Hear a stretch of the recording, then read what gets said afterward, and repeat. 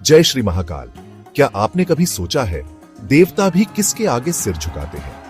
किस नाम को सुनकर ब्रह्मा, विष्णु, इंद्र जैसे देवता भी कांप उठते हैं? कौन है वो जो देवताओं का भी देव है? आज हम जानने वाले हैं वो रहस्य जो आपके रोंगटे खड़े कर देगा। आज हम बात कर रहे हैं उस नाम की जिसे कहते हैं देवदेव। अगर आपने यह वीडियो शुरू कर दी तो यकीन मानिए आप इसे अधूरा छोड़ ही नहीं सकते, क्योंकि जो राज आज खुलेगा वो हर भक्त को झकझोर देगा। देवदेव यह नाम सुनते ही मन श्रद्धा से भर जाता है। एक अद्भुत अनुभूति होती है। आंखों के सामने एक अलौकिक तेज प्रकट होता है। यह तेज हमें एक दिव्य शक्ति का आभास कराता है। लेकिन क्या आप जानते हैं इस नाम में कितनी गहराई है? यह नाम केवल एक शब्द नहीं बल्कि एक संपूर्ण ब्रह्मांड की कहानी है। देवदेव का अर्थ है देवताओं का भी देव। यह नाम हमें उस परम शक्ति की ओर इंगित करता है जो सभी देवताओं से परे है। शिव वो शक्ति है जिनके आगे देवता भी मस्तक झुकाते हैं। महादेव शिव की महिमा अनंत है और उनकी शक्ति अपरंपार। सृष्टि की उत्पत्ति, पालन और संहार, यह लीला तो बस उनकी एक अभिव्यक्ति है।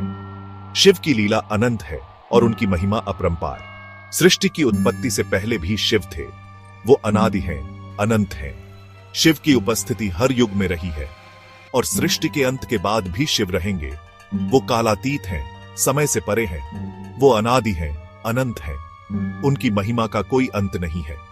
वो हैं शून्य और वो हैं संपूर्ण। शिव की महिमा में शून्यता और संपूर्णता दोनों का समावेश है। हम देवताओं को पूजते हैं, उनकी शक्ति की कामना करते हैं, लेकिन शिव की आराधना हमें एक अलग ही अनुभूति देती है।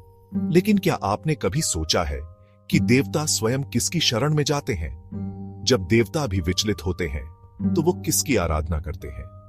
जब देवता भी विचलित होते हैं तो वो शिव की आराधना करते हैं। शिव की शरण में जाने से उन्हें शांति और शक्ति मिलती है, क्योंकि शिव ही है देवदेव। शिव की महिमा अनंत है और उनकी शक्ति अपरंपार। वो है देवताओं के देव।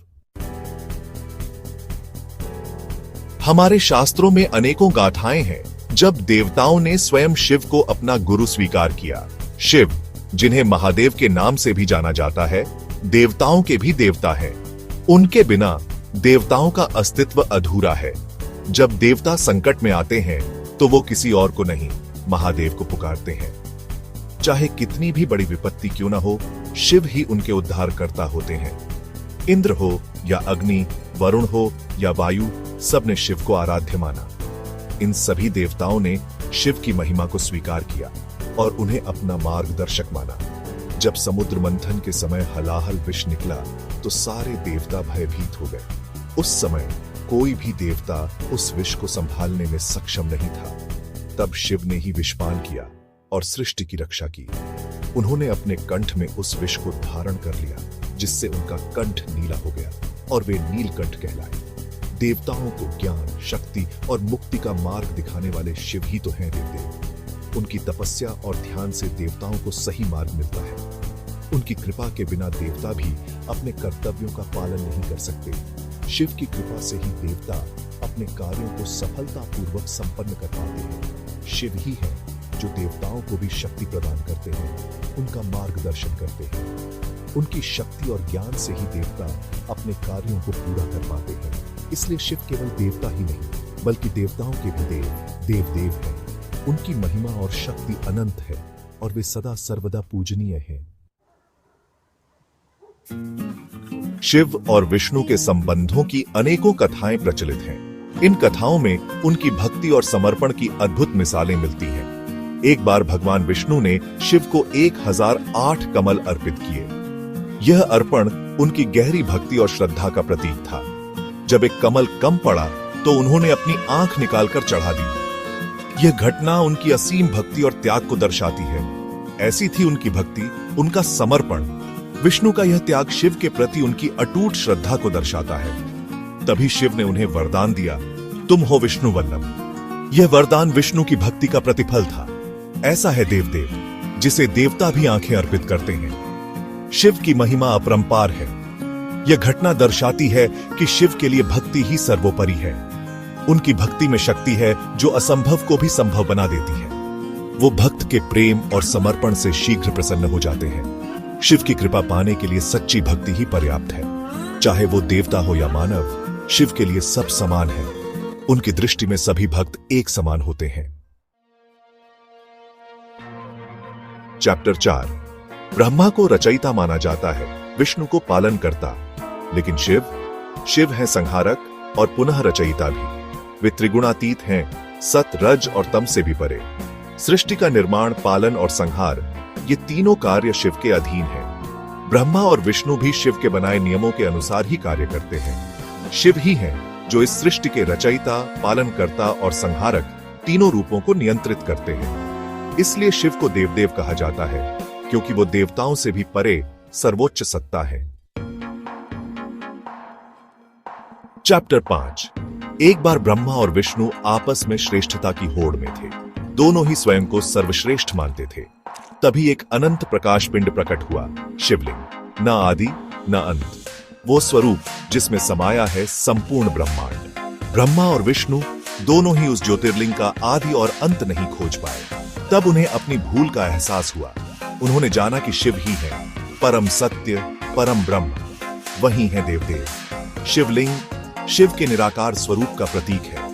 यह हमें याद दिलाता है कि शिव हर जगह है, हर वस्तु में है। चैप्टर 6। शिव तत्व को समझना आसान नहीं है। ऋषि मुनियों ने भी वर्षों तपस्या की, तब कहीं जाकर उन्हें शिव का साक्षात्कार हुआ, जिसे जानकर ऋषि भी चौंक उठे, जिसे समझने के लिए सैकड़ों जन्म लगते हैं। आज हम उसी रहस्य को खोल रहे हैं। शिव वो तांडव हैं जो सृष्टि को चलाते हैं। शिव वो मौन है जो अनहद में भी सुनाई देता है। शिव को समझने के लिए मन की चंचलता को शांत करना होगा, अहंकार का त्याग करना होगा। एम नमः शिवाय, यह मंत्र केवल भक्तों का नहीं, देवताओं का भी उद्धार करता है।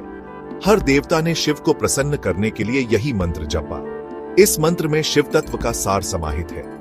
इस मंत्र के जाप से मन की अशांति दूर होती है और शिव की कृपा प्राप्त होती है। देवता भी जानते हैं कि शिव की कृपा के बिना मुक्ति संभव नहीं है। शिव की महिमा अपरंपार है। भक्त एक बेलपत्र से प्रसन्न कर सकते हैं शिव को, पर देवताओं को भी वर्षों तप करना पड़ता है। यही तो है देवदेव की महिमा। शिव भक्तों के प्रति अत्यंत करुणावान है। वो भक्त के सच्चे हृदय से की गई प्रार्थना कभी खाली नहीं जाने देते। ना कोई जन, ना कोई जाति, ना कोई बंधन। शिव है निराकार, निरंजन और सबसे ऊपर। इसलिए उन्हें कहते हैं देवों के भी देव, महादेव। शिव ही है जो इस सृष्टि के मूल कारण है और शिव ही है जिसमें यह सृष्टि अंततः विलीन हो जाएगी। शिव को जान लेना ही जीवन का परम लक्ष्य है। तो साथियों, आज आपने जाना शिव के उस नाम का रहस्य, जो केवल एक नाम नहीं बल्कि देवताओं का भी अंतिम आश्रय है। देवदेव शिव ही है जो हमें जीवन के बंधनों से मुक्त कर सकते हैं और हमें परम आनंद की प्राप्ति करा सकते हैं। आइए हम सब मिलकर शिव की आराधना करें और उनके चरणों में अपनी श्रद्धा अर्पित करें।